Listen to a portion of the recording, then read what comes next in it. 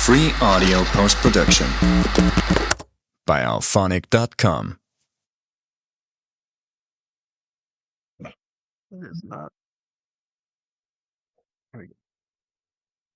Well, this is our final in the series for our summer series this year, and we've got a good one. It's going to be unique. We've not done one like this quite before. We've done a few Zooms live, but our guest is not in the United States. So if we were to do this live, he would be it'd be pretty late his time. So um, tonight we have Reverend Dr. Steve Fountain. He and his wife Tasha are pastors at the Largs Church of Nazarene in Largs, Scotland, which is on the west coast. You can see out his That's window, the sea there. I'm always envious of the gorgeous sunsets and rainbows and all the amazing things that he sends uh, and posts on Facebook throughout the year for that beautiful place where they find themselves ministering. So, but tonight we're going to talk about their walk on the Camino de Santiago. We're going to get into exactly what that is. We've talked a bit about pilgrimages and such, but I first wanted to say that, and you're going to notice pretty quickly that Steve is not from Scotland. So I am he's not. from the southern United States. So I would ask you, Steve, how does a country boy, southern boy, end up in Scotland? Well, it's all because of Trevecca, and to be exact, Craig Keene, because he was my mentor. Because being a philosophy and English major at Trevecca, Craig was my advisor, and then he was my advisor for my master's degree in theology. And my interests were all over the place, and Craig encouraged me to go to look at interdisciplinary programs. And one of them, the one that I really wanted, that I was really interested in, was here in Scotland at the University of Glasgow with a guy named David Jasper, who was just a wonderful scholar, and it was a privilege to study with him. But anyway, I came here and, at Craig's encouragement, and did my PhD here, then taught in Glasgow for a few years before coming back to the States and doing a little bit of visiting, teaching at Trevecca and teaching at Olivet, where Craig was at the time. And then fast forward from there, I taught English literature and theology and religion and that sort of thing for several years. Then I decided I wanted to go to medical school. So I went to medical school and had a career in medical communications for a while. And then in about 2000, oh wow, what was it? 2015 or 2016. I was married to Tasha. We had a charity called Icebox Ministries and Icebox Farm in Augusta, Georgia. And Tasha was about to retire from her day job, her at the marketing at her family marketing agency. And so we decided we ought to take a real vacation. We came over to Glasgow, and when we came over, we attended the church that I'd gone to way back in the '90s, and one thing led to another, and the next thing you know, the district superintendent here in Scotland was calling us up and saying, "How would you like to come to this little church in Glasgow and do the kinds of things that your charity does there, and be the community outreach pastor and the associate pastor?" And we thought we'd been looking for something different at that time. It was kind of a time of transition, and that brought us to Glasgow. We sold our farm. We kind of moved our charity into sort of a more self-sustainable position, and we came to Glasgow. And from there, we were called here to Largs. Had absolutely no reason to come here to Largs. It didn't sort of play to any of our strengths. They didn't have a garden or any kind of program that we had any experience with, but we felt called here. And that was over 8 years ago. And we've been here through COVID and through all sorts of things. And we're right where God wants us to be. And So, anyway, enjoying this beautiful view. I mean, if you gotta be stuck somewhere, this is a good place to be stuck, and Yeah. we couldn't be happier.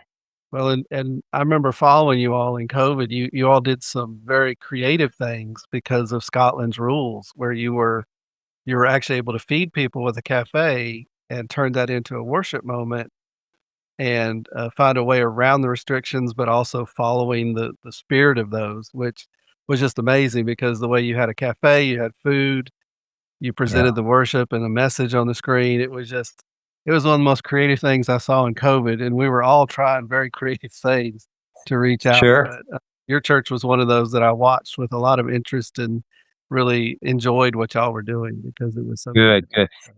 Yeah. It was one of those cases where we did all that we could do. I mean, it was either do this or stay closed, Yeah, so the choice, it kinda made itself for us, so and we were uh, God gave us the creativity and, some great people to support us, and it's been a great thing.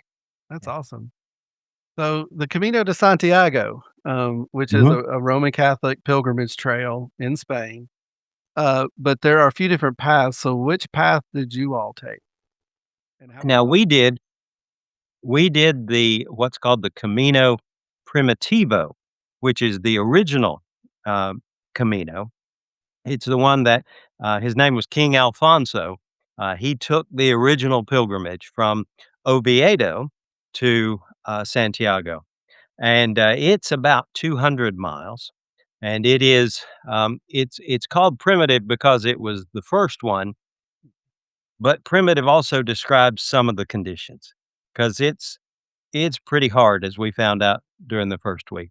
But there's also the most probably the most famous one, one that most people do is the Française, which is about 500 miles, comes up from France and goes, through the middle of Spain. There's also the Portuguese. There are a couple of Portuguese routes on the coast and toward the middle. There's the Camino Inglés. There's I think there's about at least a dozen, different, caminos that people take. But the, um, the church, um, the cathedral at Santiago and the church in general, they have certain, requirements, um, d for your Camino to be officially recognized. You can walk the Camino as long as you want to, but if you wanna say that you completed the Camino officially and get the certificate, I'll show you our certificate in a minute if you want me to. You get you get this little thing that's called a passport, and as you walk, you get stamps each day. You're supposed to get, the requirements are you get 2 stamps a day, and you have to walk at least 100 kilometers, which, is about 60 miles. Most people walk further than that, but in order to fill this out and to get the official certificate, you have to walk that 100 kilometers, and you have to actually walk it, or ride. You can also ride a horse, or you can ride a bicycle. Um, so anyway, so we did that, but we did it all the way from Oviedo. We did it in a little unorthodox way because there was a heat wave, when we started, and it was unbearably hot. First of all, the the Camino itself, those first few days from Oviedo are very mountainous and, a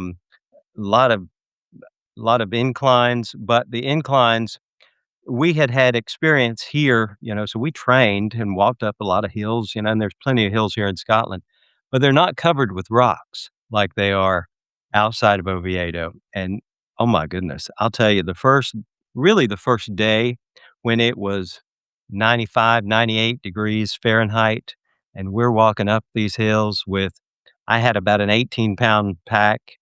Tasha had probably at least 16-pound pack as well. About 8 hours in, I just thought, "What have I done?" And not only what have I done, but I spent a year planning this, and I've dragged Tasha into it, and, I'd look at the app, and we'd still have 6 miles left to go, and you just thought, "How can this be? What have we done?" But we got through it. The first day was the most challenging day, and, from there, We got creative with things. We took a little break and went back to Oviedo for a festival that we didn't know that they were going to have. We also got to see two World Cup games that we didn't expect because we didn't know Spain would be in the World Cup, and um, thousands of people gathered in Oviedo in front of the cathedral. They had a big screen TV, and I mean, it was awesome, and we got to be a part of that. That was the semifinal game, so that's when they beat France. So that was pretty awesome. So anyway, all that to say, it there was a lot of unexpected challenge and a lot of unexpected joys on the whole trip. Yeah, that's amazing the way those things happen, but yeah, and you've got a background in medicine, Mhm. you know a lot of different things there, but, and I know the stories I've heard about the Camino from other people. Brian Zahn does it, like, at least every 4 years, which isn't it's a lot, but I know that it can kinda break people. Blisters, knees, feet, exhaustion. You talk about, a heat wave that just brings Mhm. that stuff. So, um, what does that kinda teach us physically about how we meet God, not just in our spirits, but in our bodies, and how God Sh meets us in those moments? Sure. It is a going in this was the first time we had done, the Camino, and so you hear people's experience of it, and I think it's I think it's a lot like childbirth is the experience that people actually have and the experience they remember are 2 different things. Because people reflect on it as being very, very spiritual and very rewarding, and it is. It absolutely is. But in the moment, it can be a challenge. It can be painful, and you can think, "Just get me to the end of this day so I can have a meal, so I can have a bed, and I may or may not do this again tomorrow," you know? Um, but looking back, you don't know, um what you can do until you have to. It's that sort of thing. And the the spiritual aspect of it, the one of the things that we did was I made a journal. I'm very sort of religious about my journaling, and but I didn't want to take my big journal, my big daily journal, because it was too heavy. You really want to watch the weight that you carry. So I made my own journal. It was this big, and each day it basically has the words to live by that I've heard as I'm going. Um, where our origin was, where our destination was, what our priorities were, our plan, and then at the end of the day, we would reflect on what went well that day and what happened. Today I realized that this is going to be a lot harder than I thought, or today I saw whatever. Um, but part of part of what we did with this journal was I had blank pages at the end, and before we left, we asked people in our church and really anybody who that we talked to that we thought would do it to write their prayer requests. And so we carried this um, with us and prayed every single day. We would open this up sometimes at a church, sometimes at a shrine, sometimes at a stream, sometimes as when we pause, sometimes as we're walking. Um, but literally, and sometimes we would stop at a place and we would write notes. We would put requests on. People would write things on a rock, and you'd leave the rock at the shrine or whatever this place was where there was a cross or there was some sort of monument, and we would do that.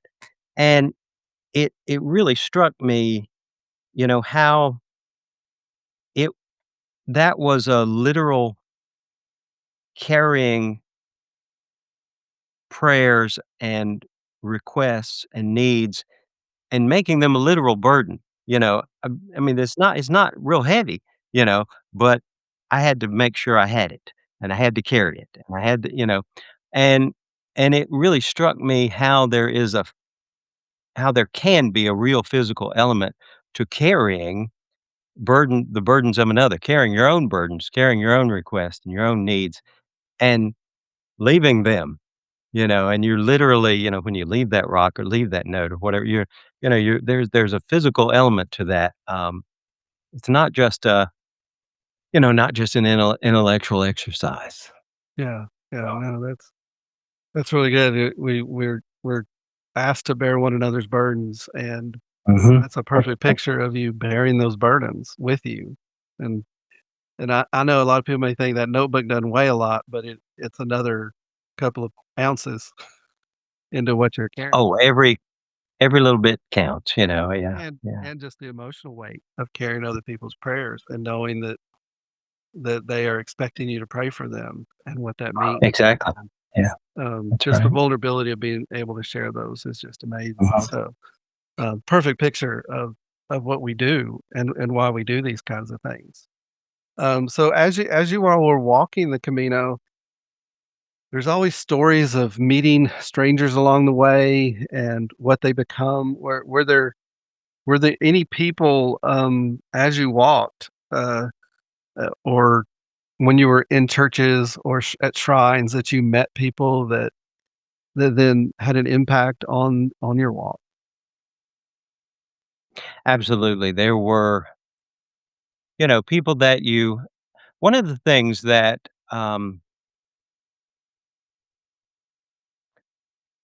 was interesting was early on, the walk was very solitary. I mean, it wasn't very often that we saw folks, and on that first day, typically they passed by us, and, you'd get a little bit, uh, you'd get maybe a little bit, not discouraged, but, kinda like on the highway when somebody passes you, you think, maybe I need to speed up." But it's a good reminder that you're not walking their Camino, you're walking yours, and, so we had to remember that, but we would meet most of the time, you would meet people, they would pass you, and then you would pass them, because they were having lunch or they were, taking care of a blister or something like that, and then you'd pass each other on, and then maybe you'd see each other the next day at a place where you were resting or at a place that you were eating, and then you'd talk a little bit. And then the next day, you'd meet in a city, where you're visiting a place, and then you'd talk a little bit more. So the the connection sort of grew as you realized you were on this journey together and that you were sort of on the same timetable, but not exactly, because very often they'd go ahead of you and you'd meet back again, and there was something very, um, uh something very comforting about knowing that you were all walking the same path, even though sometimes they were way ahead of you, or they'd pass you right up. And then, but that camaraderie, and it's funny. Some of the people we got to know, um, by name, you'd know a lot about them because they wanted to tell you. They tell you their name, they tell you where they were from, they tell you how many times they had done the Camino, where they were going afterwards, and, their life story. Other people, not so much. You'd only find out where they were from, and you'd have to give them sort of a nickname, so we knew, one guy was Montreal because that's all we knew about him was that he was from Montreal, and, if he's listening, hope you're doing well. Um, but we saw him often, but never he never shared his name with us, and you want to there are stories of one of the sort of, I guess, not really an urban myth, but it's one of the kind of the things that people talk about on the Camino is that if someone tells you what they do and where they're from, take it with a grain of salt because they may or may not be telling you the truth, because very often people will say, "Oh, I'm from Canton, Ohio, I'm in refrigeration," and they're not. They just wanna tell you something, but they don't really wanna share. Yeah. So anyway. It's a lot of picture of the church, isn't it? Where we're in different places in life and, That's right. the things we're willing or not willing to share, and, people come in and out of our lives, throughout our journey, so, just like any part of life, the Camino is very similar to that, I would say, with Mhm. that, so, um, and you did mention that moment, that first part of the journey that kind of felt solitary, but were there moments on the journey where you definitely felt God's presence close, and were there times when you felt more alone? Absolutely. Um, for me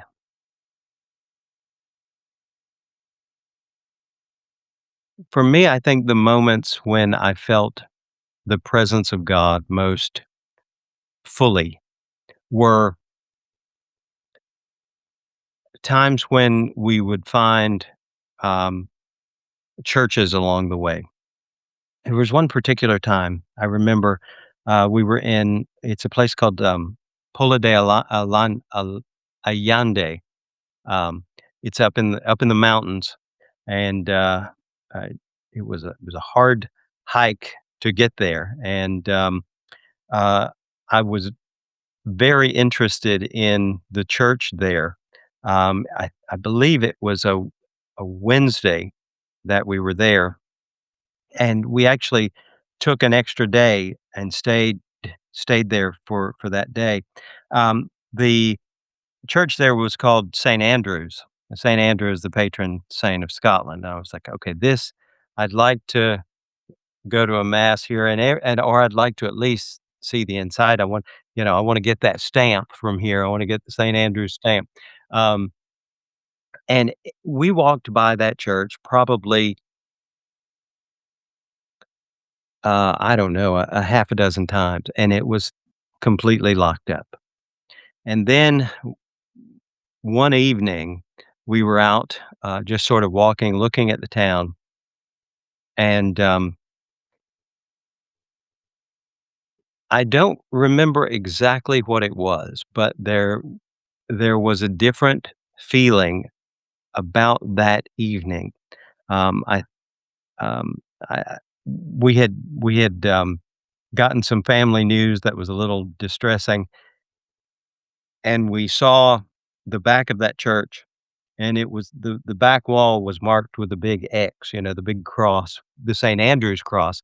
Now that I know it, that's what it was, and I mentioned it, and we just happened to walk that way, and, as we walked by it, we noticed that the doors were open, and we'd been walking. We were not, we looked like we'd been walking. We were kinda dirty and, but we walked in, and we saw that there were a few people, sitting in the pews, and I thought, "Well, it's open for prayer, uh, now because it's a Wednesday evening, and they must open a certain times."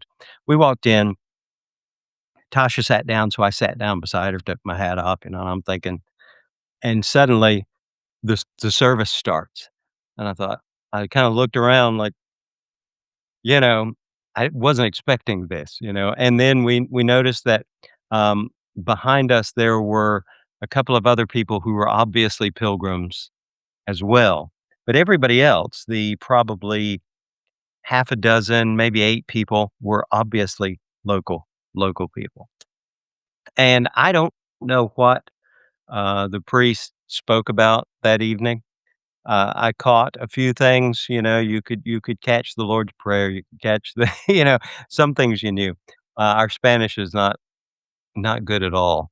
But it was one of the most moving experiences, um, to just kind of happen upon that church that we had given up on. We thought, "Well, there's no way we're gonna be able to see the inside of this. We're no and certainly not participate in a service." And when we had given up, that's when it opened up, and we walked in and completely unprepared, and we were part of the service, and the locals were just wonderful. Didn't it wasn't a pilgrim service.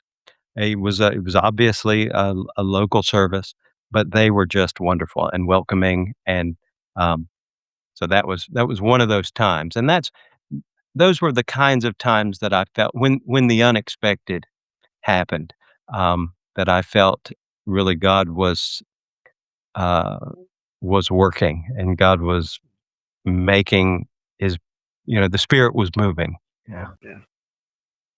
I sometimes think, are we going to be impacted as much when we walk into a place where we may not understand everything that's going on Mhm. and put ourselves in the places of people that may walk into our services and not know, Mhm. not know exactly what we're doing, not understand, but what if they don't understand the language, but you still got the Mhm. gist of what it was and you still feel the power of God within that space? And I think, yeah, those are those moments, that hit us. Music can do the same thing. You can be moved by things that we don't quite understand, but we know there's a presence there, and that's such a beautiful picture because and how surprising things show up, where God shows up when we don't expect, in those moments Mhm. when we've given up even. So this, that's one of those are the beautiful stories I love hearing about Yeah. people that walk on these pilgrimages, places you don't Mm. know, that you've never been. Right. So, and Yeah. that's Yeah. really good. I like thinking on that and then how we can apply that as well. Yeah. And it really was much less about the destination. I mean, I, um, had I planned this Camino for, over a year. I had heard about it for years, and, then, a little over a year ago, heard, a life coach that I really like. His name is Andy Ramage. He was doing the Camino, and then I heard several other people who had done it, in a pretty short span of time, several people here in the local community, and several things sort of lined up. It was my 60th birthday, so coming up, it was gonna be my 60th birthday. Um, we had a sabbatical coming up, and so all of those things and I was interested in doing the Camino. All of those things sort of came together, and I said, "Why don't" my first name is James, so my namesake is Saint James. So I thought, what if we could do the pilgrimage and arrive in Santiago on Saint James Day? Because it's a pretty big celebration. It's a huge celebration, by the way. All like, late into the night with fireworks and just amazing, celebration. But it was less the arrival in Santiago. I I really thought, um, that the sort of climactic moment would be that moment when you walk into Santiago and you go to the cathedral, and that's gonna be it. It wasn't so much. It was, Tasha's parents met us in Santiago, and that was a moving moment, seeing them, but it wasn't that moving end of the Camino, we are at our destination moment. It still continued because we still continued on to the coast to Finisterre. It wasn't disappointing at all. It was just a little, "Hmm." Some of those moments along the way were much more memorable and much more dramatic, you know, than that final arriving at that place that I thought was gonna be the big deal. Yeah, that reminds us often that trying just to get to the place may not be the most important thing, and it's that journey, and I would Mhm. say that's our Christian walk, isn't it? Because That's right. it's often those moments along the way that are way more important, and meaningful to us than maybe a destination, attaining Absolutely. something or arriving somewhere, and, Yeah. I mean, like, you get there, you talk about this huge festival, this celebration, but it's seeing family, it's, thinking back on the walk and Mhm. what it has done in your life, I Right. would say that this is a kind of experience you don't leave unchanged, um, Mhm. because it That's right. does something in your life, I would assume, Mhm. and then, Absolutely. what does it, you know, just when you look back on your walk on the Camino, because we're actually going to talk about how we can apply some of this, but um, when you look back, is it the entire experience that makes it the most meaningful, or is it moments along the journey, or both? I think it's both, but I think I would say that it is more the moments along the journey because what you know, and you can know this intellectually, you can know it rationally, but until you've completed a couple of days and you've realized, okay, we'll get there. I don't have to spend all day stressing about whether we'll get to the place we're going today, um, which I did the first couple of days. My mind was on what time is it? What time will it be when we arrive? How fast? How fast are we going? How much time do we have left? And I was thinking there, and I was thinking in terms of uh, our um, our progress. What kind of time we were making, but after a few days, uh, really, I guess 2 days. When you began to see that you get there. You're gonna get there. We have a certain pace, and we're able to stop and see things, um, and, uh, and the destination will be there, and if it's not, you'll deal with it when you get there. Um, you can really you can really miss some things if you're concentrating too hard on where you're trying to get. Um and I guess that's the lesson of, you know, uh, the arrival at Santiago not being as big a deal as I thought it was gonna be. And it was. I don't mean to say that it wasn't meaningful and dramatic, but the it wasn't any more so than any of the other events that happened on any other day. In fact, some of them were more so. There were days when we arrived that were much more meaningful. There were days when we just, found a spot along the way that was much more memorable, or a conversation that we had as we were walking, um, that was much more meaningful than that final destination that I had allowed other people to tell me was the point of the whole uh, Yeah. Camino. Yeah.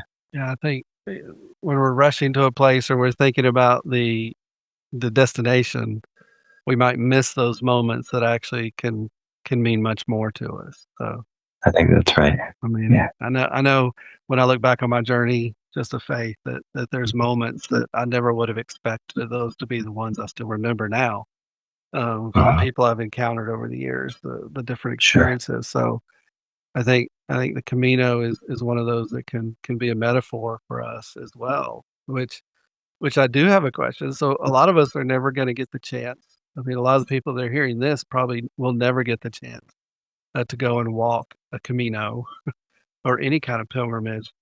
But what is a pilgrim type lesson, for us, even if we feel we can't find 20 minutes to pray this week? What's the kind of message that you would give us, from the Camino? A lot of people talk about, and I experienced this. A lot of people talk about um, the sort of Camino shock that they feel come when they come back to real life. They're sad. They they they're not as motivated. Um, and I think the reason for that is because on the Camino, you really are able to simplify uh, your days into, um, I need to get from here to here today, and then I'm gonna go to bed, I'm gonna wash my clothes, and I'm gonna get ready. I'm gonna wash my clothes, I'm gonna go to bed, and tomorrow I'm gonna do the same thing, but I'm not thinking about where I'm trying to get tomorrow. I'm thinking about where I'm getting today, and along the way, I've got places that I'm gonna see and things that I'm gonna experience. Some of them are expected, some of them are unexpected, but that's it. It's that simple, and I'm gonna take as little as possible, nothing unnecessary whatsoever, and it's that singleness of vision that I think people miss when they get off the Camino. But if if we allow ourselves, we can have that singleness of vision each and every day because we allow ourselves to be distracted and to carry so much stuff, and we don't think we're trying to get anywhere each day. But we are. We have an origin and we have a destination each day that's not the final destination, but it's certainly and and the thing that really would help is to take as little as possible um, with you and to leave the things you don't need to behind, not to carry them, but to carry the things you need, carry the necessary things, and just enjoy the things that you see. And then when the day's over, rest and get ready for the next day.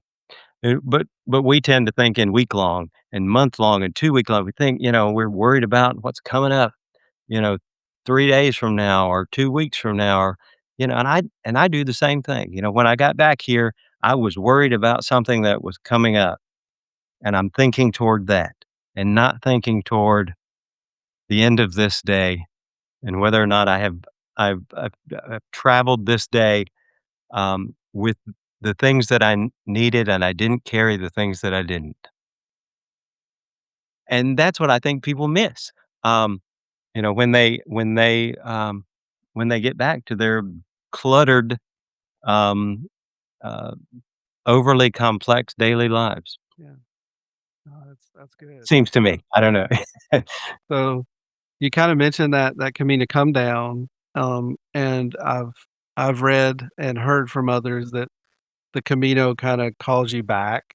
Um, so kinda what's on your road now? What's the next walk you're planning, either literally or metaphorically? You know, Sure. are you planning another pilgrimage? Are you just existing in the moment? Mm. Or Well, two things. One thing that's kind of funny is that early on, those first few days of the Camino, if you had asked Tasha, would she ever do this again? She would have said, absolutely not. But it wasn't long after we were done that she said, I think I might like to take the Portuguese route along the coast, or part of maybe that part that we did from Lugo to, this, maybe we could do that part again. Um, again, I think it's kind of like childbirth. You ask someone during, and they're just like, "This is never happening again." But afterwards, they have a different perspective on it. So that's the first thing. Yes, we are thinking, and I can totally understand how there are people who have done the commute. We talked to one guy. Um, I can't remember where we talked to him, but he was from here in the UK. He was from Manchester.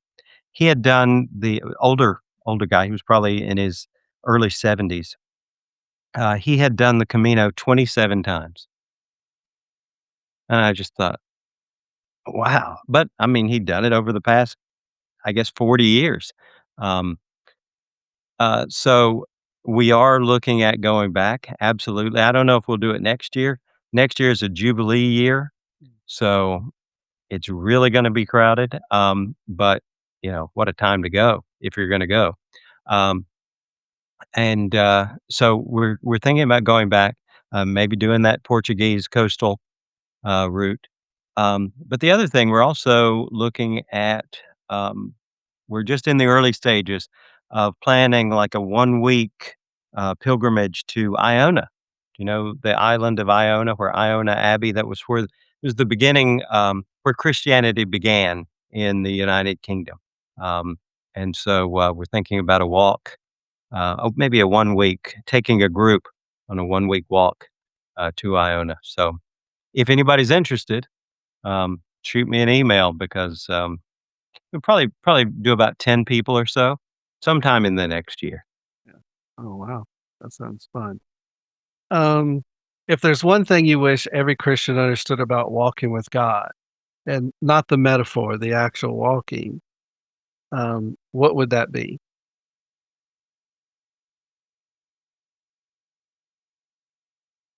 I think it would be that you have to do it to get better at it. You have to do it. How and um, sometimes in my preaching, I say that it seems to me that what being a Wesleyan and what being a Nazarene really part of what it means is how you live matters. How you live matters. How you actually, the things you do and the things you say and the way you think. And that's the lesson of walking is that, you can say you're going to walk and you can imagine you're going to walk, but unless you actually walk, talking is pointless, because it takes walking to do it. It takes training to be able um, to do a pilgrimage. I wouldn't advise just getting out there and trying to walk a few hundred miles because it's not. It's going. You could do it, but it's not going to be. It's going to be a painful experience. It's not going to be as much of a growth experience as it could be. It's going to be a painful experience. Um, so that I think is. Oh, that's good. Good. So, well, before we close the recording session, because after I stop that, you and I can say our goodbyes in a second. But first of all, is there any way that the Hendersonville Church of the Nazarene here in Hendersonville, Tennessee, can pray for you and Tasha and your church large, Naz? Sure. Uh, if you would just pray that God would continue to direct uh, our church in its efforts to reach out and to let the community know, especially those who have been hurt by the church, that they belong, that they have a place in the church family. That I think, for us to just continue to find creative ways, beyond the, come to church on Sunday, come to this event, uh, real tangible ways to meet the needs of people, particularly those who have been hurt by the church. Mhm. Good. And we like to ask our guests, would you please say a prayer for our church as well? Close Absolutely. out. Absolutely. Sure. Okay. Let's pray. Lord, I want to thank you for Brandon. I thank you for the Hendersonville Church and all the folks there. Thank you for their faithfulness, for their dedication, and thank you for your call on their lives as a whole and your call on each and every one of them individually.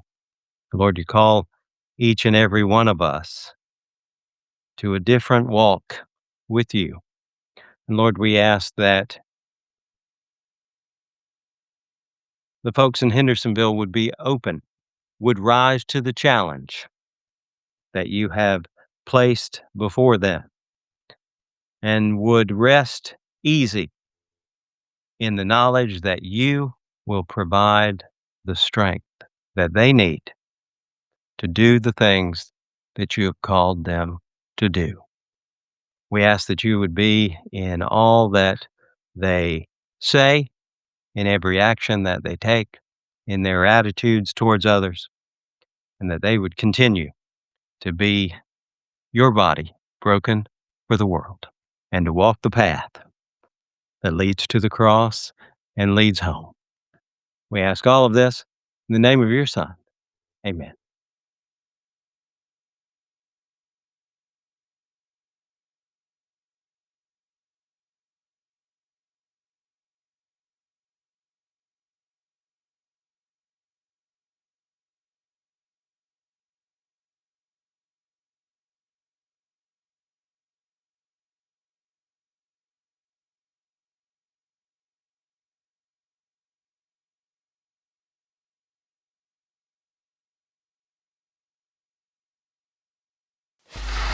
Free audio post-production by Alphonic.com.